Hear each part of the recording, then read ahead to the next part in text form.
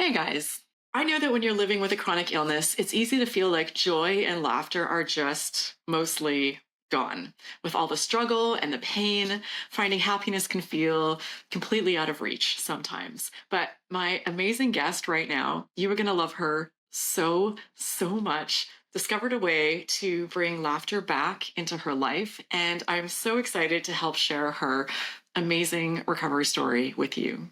If you're new here, I'm Raelan, and here we dive deep into inspiring recovery interviews from conditions like ME/CFS and long COVID. And the stories here are even part of a research study at Goldsmiths, University of London, exploring recovery themes and trying to understand how people get better. Today, I'm so excited to chat with Anaya Smiley over in Dunedin, New Zealand. After being diagnosed with both ME/CFS and rheumatoid arthritis, Anaya realized that traditional medicine wasn't offering the solutions that she needed, and she recovered using more unconventional approaches. Anaya is a fountain of insights, and she explains things so clearly and humbly and practically. I promise you that this is a conversation that will leave you smiling and feeling in a much better place by the end of it. And stick around to the end of this interview to witness me do my first ever in my life laughter therapy session right here in this video with Anaya. Such great stuff coming. So let's dive in. Anaya, so wonderful to have you join us. Thank you for doing this today. My pleasure, and thank you so much for, holding a space where people can. So tell us about your journey. How did this all start for you? Quite hilariously, in some ways, I'd always been quite type A and quite driven and quite hard on myself and had pretty unrealistic expectations of myself in many respects. And I was also a person that allowed work to become my priority above other things, rest, relaxation, that kind of thing, as well as being really, really keen on my sport. So those things kind of primed me for a situation where I ended up taking a job that I didn't really want. And I always felt quite a lot of frustration because I never really seemed to manage to work full time and do everything else that you do in life, like, stay fit and hang out with friends or go out at night and all that kind of stuff. And so at the beginning of the year of that work, I said to myself, right, I'm going to ignore being tired this year. I'm just going to get up. I'm going to do my training for this adventure race that I was training for. I'm going to prioritize that and I'm going to put me first, but I'm going to do it all. And the weekend, if I feel tired, I'm just going to go out and I'm going to do what I want to do anyway. So I made this really conscious decision to ignore my body, which it didn't take too long to laugh about that, but that's essentially what I did. And I was also in a job that was new to me. It was a new kind, I'd moved from teaching at secondary to teaching at primary, which is quite a different kettle of fish and requires, new learning around different stages of the curriculum and also learning a different language. Primary school teachers tend to talk in a different language. So there was a lot of things going on and that, required a lot of time and effort as well, as in addition to my training for an adventure race. And so I'd love to say really slowly, but actually it happened quite quickly. I started not sleeping, or I'd go to sleep and then I'd wake up at 2 or 3 in the morning and then I'd be awake and I'd get to sleep again at maybe 5 and my alarm would go off at 6 to get up and go and do my training. And so my sleep started to become disrupted. And then, you stop sleeping, your body stops recovering properly. And so other things started to kind of happen. My nervous system wouldn't settle down. My brain just, round and round and round and round, relentless, which is a thing that's quite a challenge when you're teaching anyway, because you care about your students so much. You're always thinking about what else you can do for them and conversations that you want to have with them. So I'd always found it quite hard to switch off anyway. So all these tendencies that I had just suddenly really started to gather quite a lot of momentum. And I really was struggling to sleep, to get the rest and nourishment that I needed. And when I'm tired, I really am like a tangerine 2-year-old. I feel things a lot and very sensitive, and I really just need to be, in a space by myself, locked away from people. And so when I had to then go to work and be with, these 33 children, it was very hard to emotionally of course I managed to emotionally regulate because I'm a professional, but it just really pushed me. And so managing a whole day at work, I would come home, I'd be completely exhausted, and then I need to get up and do it all again. And fairly soon, my husband actually had to start driving me to work because I was so exhausted. It's like, why are you still going to work? And it's like, I don't know. I've got no good answer for that. The signs were all pretty clear that things were starting to go pear-shaped. But I persisted and I carried on. And then I got to the stage where I could no longer carry on. I'd had a headache for a really long time then, quite a few months. And I started to get what I call twitchy eye. Where your eyelid just like have little contractions. And I now know that for me, that's one of my signs that I really need to step back and rest and recover. So that's my sympathetic nervous system going into overdrive. So that's still a warning sign for me now. But I'd had that for a few months as well. And I don't know if you've ever tried to get to sleep when your eyes twitching like this, but it's not very easy. So then I sort of started collecting symptoms. And I went to the doctor, and he, to his credit, actually spotted what he thought was going on straight away. I was like, oh, no. I just need a week off work. I'll be fine. And he goes, I'll see you in a week. And so I was back in work. I said, I just need 2 weeks off work and I'll be okay. I'll see you in 2 weeks. And then I went back to work again and I said, I think I need the rest of the year off work. And so I took the rest of the year off work and I thought, I'll be okay in 3 months. And then, of course, 3 months happened and then 6 months and then 9 months. I was like, okay, this is going to take a little bit longer. But during that time, I started collecting symptoms as you do. And I started to understand more and more what was really going on in my body and what I needed to do in order to fully heal and recover. My husband would say that I never really knew how bad I got. And I would agree with that. I think sometimes when you're in that time and space, you don't necessarily know. But certainly looking back in hindsight, I wasn't feeling that flash. So I would say, fairly relentlessly positive and optimistic about the experience. I felt like it was something that was happening for me, especially given that context where I'd made this very conscious decision to ignore myself. And I have a very holistic, sort of broad and spiritual perspective on life. So I was very keen to take the learning from this and really be in the world in a different way, because I really did recognize that how I'd been operating didn't feel that great for me. And it certainly didn't lead to outcomes that I was particularly enamored with. So it was that whole thing, if you keep doing what you've always done, you keep getting what you've always got. So I realized that I really needed to transform the way that I was in the world. And through doing that, I would heal and recover. And then I would also create this new, wonderful, fantastic life for myself where, health, wholeness, vitality, and joy, inspiration, all those good things, all those ways that I wanted to live would be available for me. So that's really the perspective that I took. And I just sort of set about doing what I felt I needed to do in each moment in order for that to occur. Yeah. Well, that all sounds really good. It makes a lot of sense.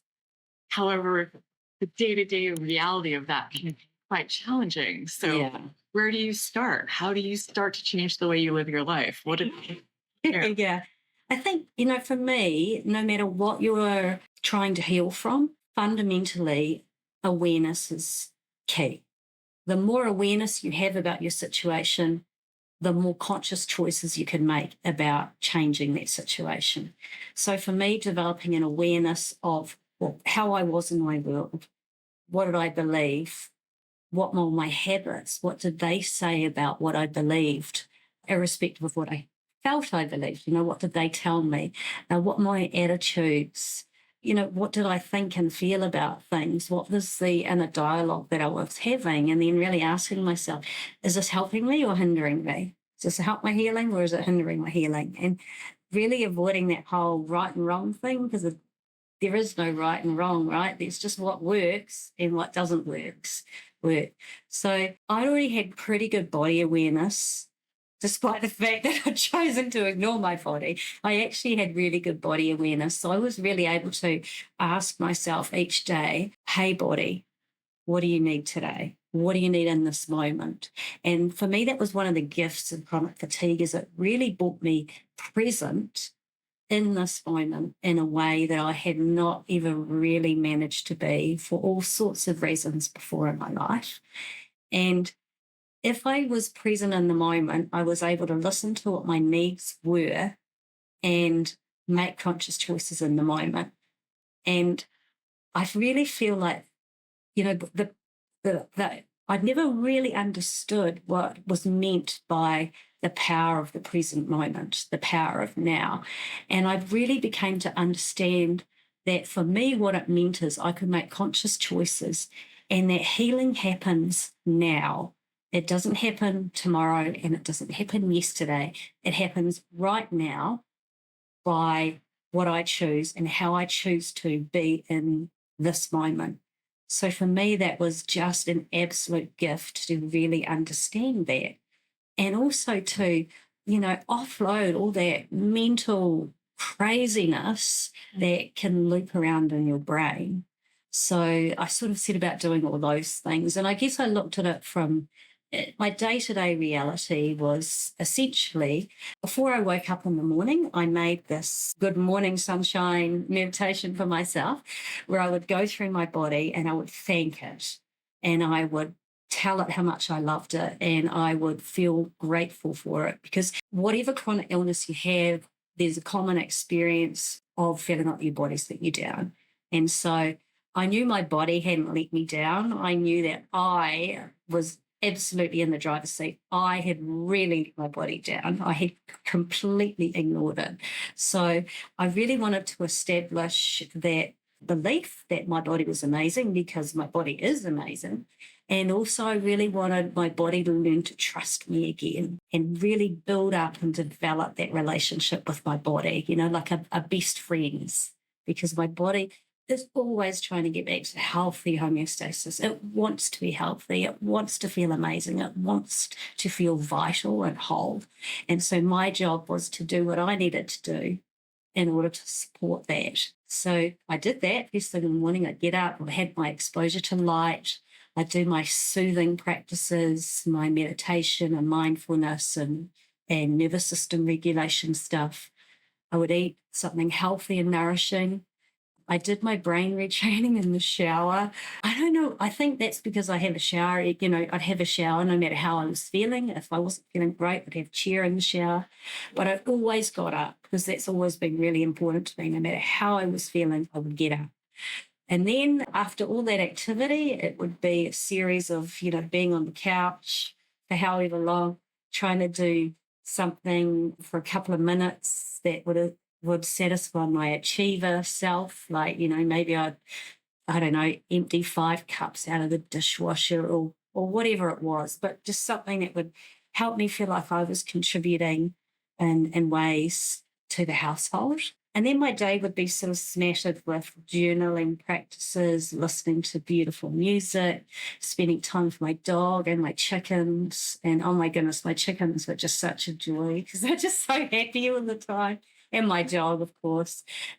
Spend time in nature, grounding myself, soothing breathing practices throughout the day, meditation, asking those questions of myself, what do I need? And really allowing the wisdom that we all possess and that our bodies hold to bubble up to the surface and to be heard. for me to hear it, and not just to hear it, but to really listen and act on it.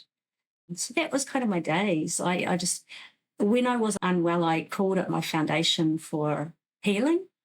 And now that I'm well, it's my foundation for wellness. So a lot of those practices that I had then are practices that I continue now.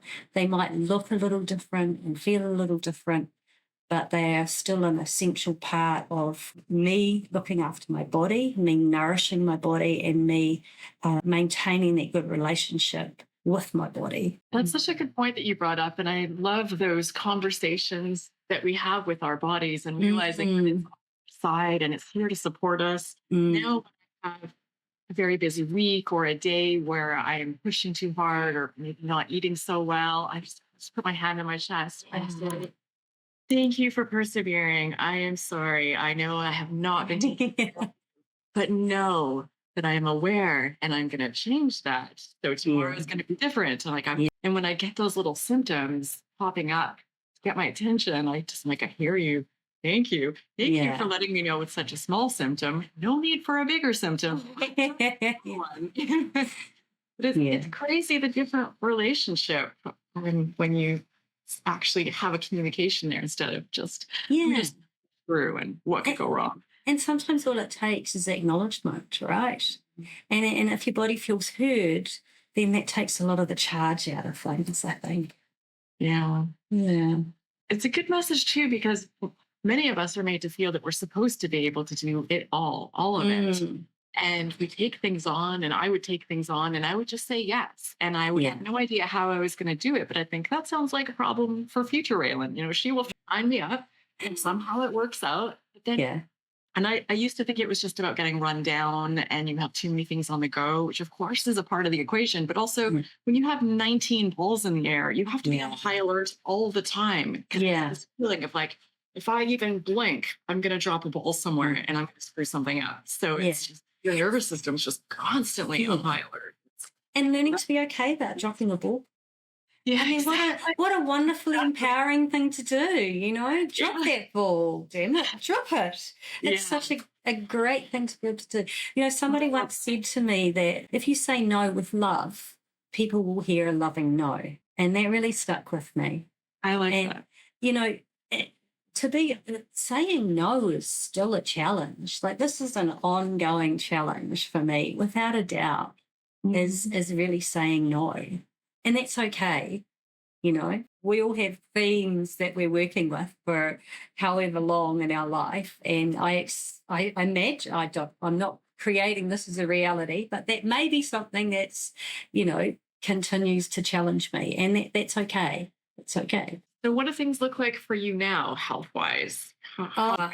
Well, getting well was just such a gift and so wonderful. And one of the really hard things for me with the chronic fatigue experience was not all those symptoms. It wasn't even necessarily the isolation, because I like spending time by myself. I always have. It was not feeling myself, not feeling my energy, not feeling my sense of who I was. For me, it was like there's this big cloud or scourge or jello or something over me that was stopped me really feeling my own energy, what I feel like as a person. And I remember waking up one morning and looking outside the window, and I felt like myself. And still to this day, I can, it's really emotional. I can feel that sense of amazement and wonder that I was coming back, and the absolute joy that I felt in feeling my energy. And, for chronic fatigue, for me, it was about energy. So I did a lot of stuff about what my beliefs were about energy. Do I believe it's limited? Do you spend it? Does it come and go? And all that, can you accumulate it? All that kind of, is it just from food? All of that stuff around that. And what I found is that, for me, the topping up of energy is really doing things that I love, that I enjoy, that I really feel like me. And so one of those things for me is running in the hills. And so I recovered, and then I started, really purposefully and intentionally putting a lot more of the things that really float my boat in my life. And those are running, mountain biking, basically any physical activity. I don't have any hobbies that are not physical. So actually, I probably, chronic fatigue enabled me to become a much more well-rounded person from that perspective. And so I went out and did a mountain bike race and came second, but I hadn't really done any training. And then within 3 months of recovering, after I think I'd done 15 runs or something, I ran an off-road marathon because I'd understood how you can open yourself to bring more vitality and more energy. And because I was in my element, doing what I loved doing, it's like there was an unlimited well of potential there. And, remaining open to that and to those possibilities enables that sort of free flow of energy. I never said that I had chronic fatigue or that I was suffering from this or suffering from that. I always term it like I'm experiencing this, I'm having an experience of that. When I do that, it allows a gap between the experience that I'm having and who I am. And in that gap is potential and possibility. And it allows, that's where hope lives, I think, and possibility. And so I would do my best to dive into that and believe in miracles. If you don't believe in miracles, how can they occur? So I can, all off topic now. So my reality, coming back to that after chronic fatigue. Well, one of the sensible things I did, which is something I wouldn't consider myself as being traditionally sensible, more of a base jumper, is I really was very intentional with getting back to work in a slow and sustainable way. And I actually had to set some quite clear boundaries for myself around that and not rush it. So even when I felt like I could go back to work full time, I thought I said no, we'll do that in 3 months. So I was very slow with my return to that. What I focused on doing before the work thing was really ensuring that I was sustainable with doing the things that I loved to do. And I had really doubled down on all my self-care practices so that they were habits and that they would not get thrown out as soon as I went back to work. I kind of made this whole thing for myself, and I called it my reintegration into society, because initially for me, complex social situations really just fritzed my system.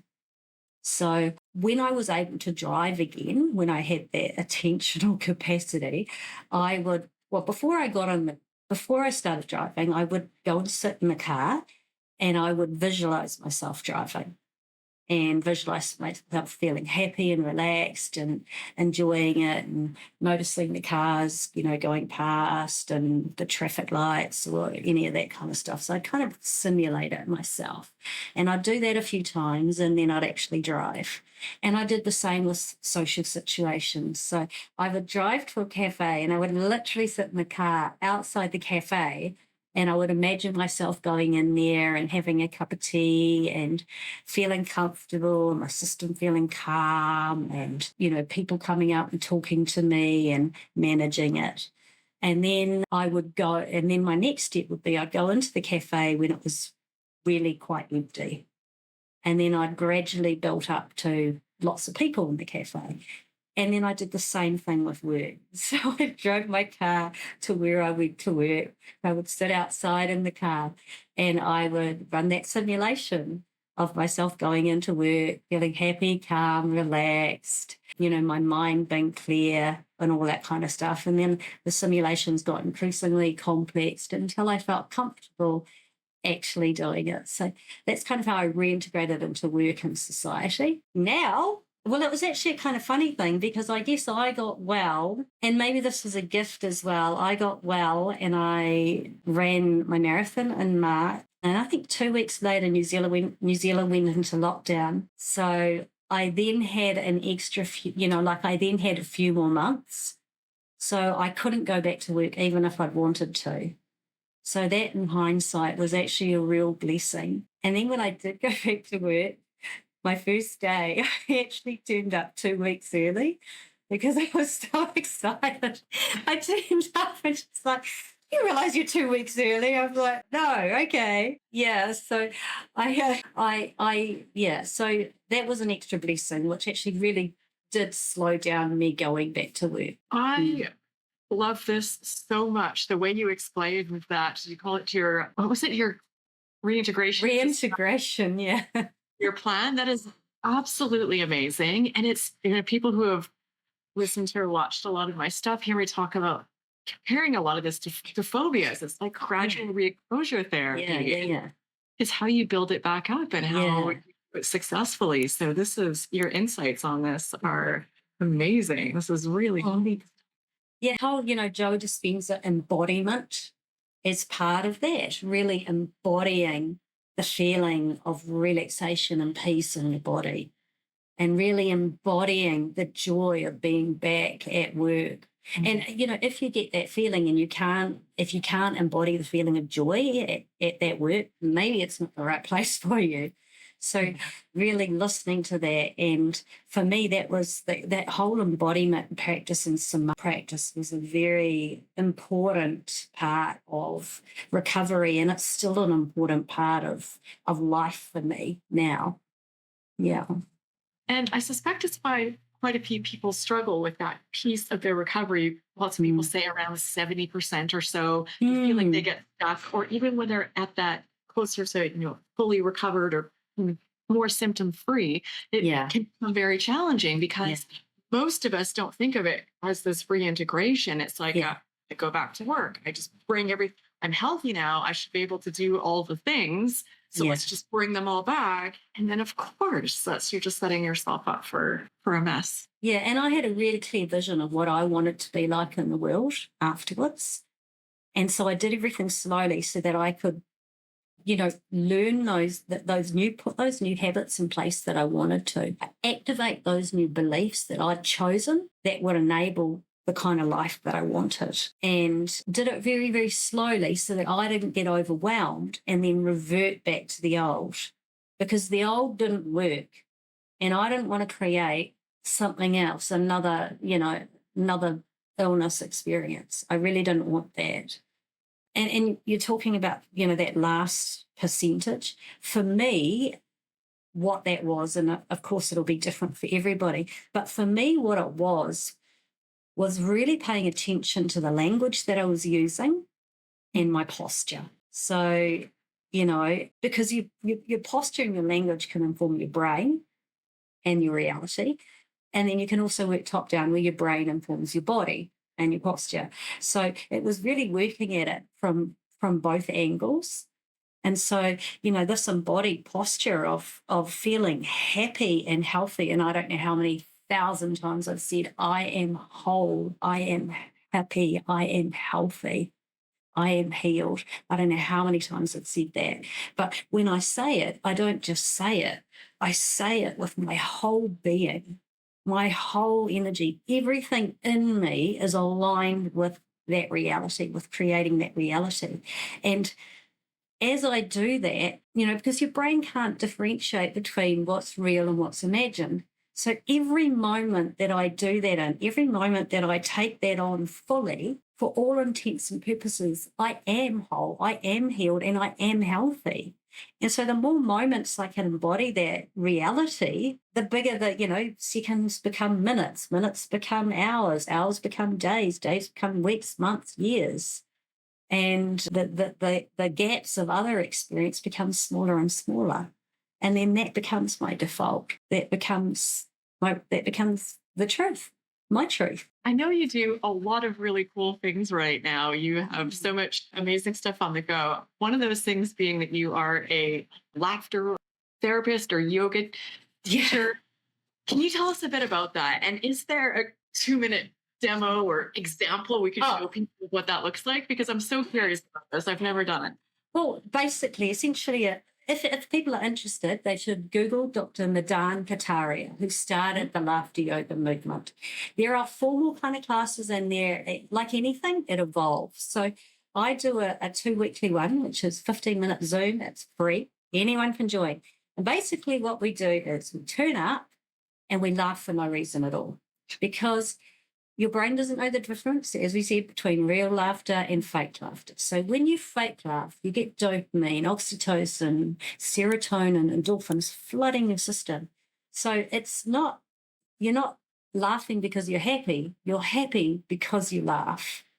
And that also enables and facilitates neural rewiring. It helps reduce blood pressure, reduce anxiety, depression. It just helps you not to sweat the small stuff.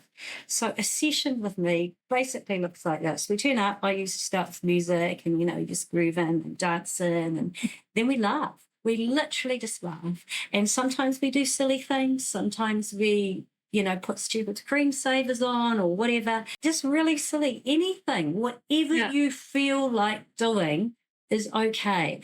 You can't do it wrong. Like there's no way that you can do it wrong. So you just rock up, we laugh, and then we finish with a sort of a meditation, a mindfulness practice. And that's it in a nutshell. You go away feeling amazing. And how long? I kind of want to try it. Do we just start laughing? Yes. Okay, I'll give it. It'll seem a little bit more interesting for people watching. I've never just laughed in my whole life. Oh, just and the first time you do it, you'll feel like a total dick. That's kind of like there's no way around it. So you really just volunteer to do this on camera. I can do it. Yes, you're doing it right now. Okay, we're gonna try. Okay.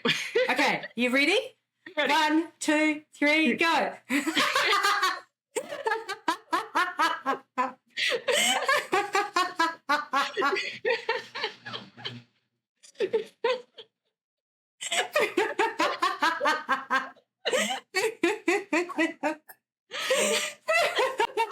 I love this. I want to do this all day. I feel and doesn't it feel so good? Because it's like you liberate yourself every time you choose to do it. You liberate yourself. You feel free. And once I started, it just sort of kept going. It didn't feel fake anymore. I was sort of just laughing at myself and then laughing at us. Yeah, and it's contagious, The more you look at people and connect with them, the easier it is. You just laugh. Oh, I love that. And it's such a beautiful thing to do. It's so therapeutic. And, sometimes if you're dealing with things, you can laugh and then cry. And then you're like, hang on, am I laughing or crying? And you realize that there's such a fine line between the two, and that it doesn't matter. That it really doesn't matter. You have this available for people for free. Information in the description. So for people who want to learn more or you want to give it a try, those links are there. Yeah. It's available as well, though, for free for people. And can you tell us about that? Well, yeah, I think I've got very busy with work at the moment, so I've kind of taken a break with some things. But you know what? They're probably down the track, actually. I probably would like to offer something. I'm kind of in the place at the moment where this might be way, way, way out for you, but whatever. I'm starting to channel a group of beings called the Star Collective. Okay. And so down the track, then I would be really happy to, offer something free there where people could just come along and ask questions. Yeah. Sounds good. Okay, so we'll make sure for people watching the links that you need if you want to check out Anaya's free laughter weekly sessions. These sound amazing. All that is there, so definitely check it out. And do you have any other things that you offer for people? Yeah, I do. I do actually do a bit of writing, posting blogs and things about different things. That's on my website. I've also got a few random bits and pieces on my YouTube channel, which is nowhere near as exciting as yours. Just little snippets about different things. I'm not a big Instagram poster. I have been running transformational courses for people with chronic fatigue and long COVID. And I say transformational, and not in a scary way, but just in the way that you're changing the way that you are in the world so that, doing things differently so that you get different results. Like transformations can feel like a bit of a word sometimes for people. So that's really what I'm talking about, changing the way that you are in the world to become more aligned with how you want to be and the kind of life that you really, really want for yourself and you deserve, absolutely deserve. So I do support people with health coaching and lots of different things. I've got lots of strings on my bow. Yeah. Absolutely amazing, Anaya. And again, all of that will be linked. So people Mm, listening, watching, if you want to check that out, all that mm, information is there in the description. So definitely take a moment to check it. And also I want to send a shout out before we wrap up to one of our mm, channel members. Oh, I hope I say this right. Hello, Shubham Jalav. mm, Thank you for your patience if I got your name wrong, but thanks for joining the channel. I really appreciate the support. I hope you're enjoying the perks. And mm. yeah, thank you so much, Anaya, for doing this today. It has been absolutely beyond a pleasure talking to you. I'm thrilled to have met you. I know people are going to really love everything that you shared. I think everything you said is pure gold and just so much great insight and just practical strategies for Mm. people. So thank you. Thank you so much for doing this. Oh, my pleasure. And thank you as well. Putting so much good into the world. It's a beautiful, beautiful thing. It's absolutely my pleasure. And for people watching, is always looking forward to your comments. What do you think? Really great stuff here when you're facing mind body conditions. And I know it can be challenging to figure out. And people are thinking, is this sort of an approach for me? Is it not? So I've actually put together a free sort of symptom assessor I can put in the in the description as well, just to take a look and see, is this is what I'm facing potentially something that could benefit from this sort of an approach. So, yeah, thank you again, Anaya. Thank you to everyone who's watching. I hope you enjoyed this video as much as I did. I hope you got a ton out of it. And I hope to see you in this next one.